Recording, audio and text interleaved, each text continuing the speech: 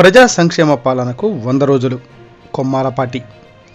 Telugu Desam party ఎన్నికల ముందు ఇచ్చిన హామీలను నెరవేరుస్తూ ప్రజలకు చేరువగా ఉండి ప్రజాపాలనకు 100 రోజులు పూర్తి చేసుకున్నందుకు ఇది మంచి ప్రభుత్వం కార్యక్రమం నిర్వహిస్తున్నామని పల్నాడు జిల్లా తెలుగుదేశం పార్టీ అధ్యక్షులు కొమ్మాలపాటి శ్రీధర్ గారు అన్నారు.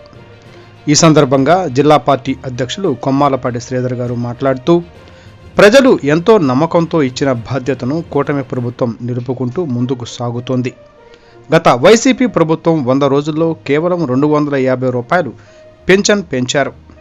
కూటమి ప్రభుత్వం ఏర్పడిన మొదటి నెలలోనే పెంచిన పింఛన్ మొత్తాన్ని 7,000 రూపాయలు అందించిన మాట నిలబెట్టుకున్నారు. గత వైసీపీ ప్రభుత్వంలో నెల రోజుల పాటు వేతనాలు వేసేవారు. ఇప్పుడు ఉద్యోగులకు నెల మొదటి రోజునే అందుతున్నాయి. ప్రజాపాలనలో 100 రోజుల్లోనే నిరుద్యోగులకు మెగా డిఎస్సి విడుదల చేశామని, గత ప్రభుత్వం పంచాయతీలను నిర్వీర్యం చేసిన వైసీపీ ప్రభుత్వం నేడు కూటమి ప్రభుత్వంలో పంచాయతీలకు నిధులు విడుదల చేయటం, జలజీవన్ పథకంలో వైసీపీ ప్రభుత్వం 4,500 కోట్ల స్కామ్ చేసి ప్రజలకు ఇంటింటికి వేయాల్సిన కుళాయిలు ఆగిపోయాయి అన్నారు.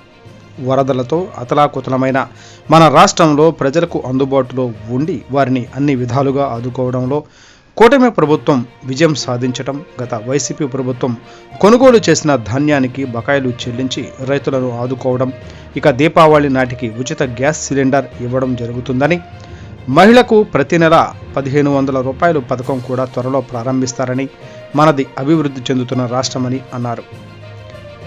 తిరుపతి లడ్డూ ప్రసాదంలో గత వైసీపీ ప్రభుత్వం ఏకంగా జంతువుల కొవ్వుతో చేసిన నెయ్యి వాడుతున్నారని తెలియడం చాలా బాధాకరం. దేవుడి దగ్గరే ఇలాంటి వికృత చేష్టలకు పాల్పడడం దారుణం. ప్రజలకు ఈ 100 రోజుల్లో చేసిన మంచిని తెలిపేందుకు ఇది మంచి ప్రభుత్వం కార్యక్రమం ఏర్పాటు చేయడం జరిగిందని అన్నారు.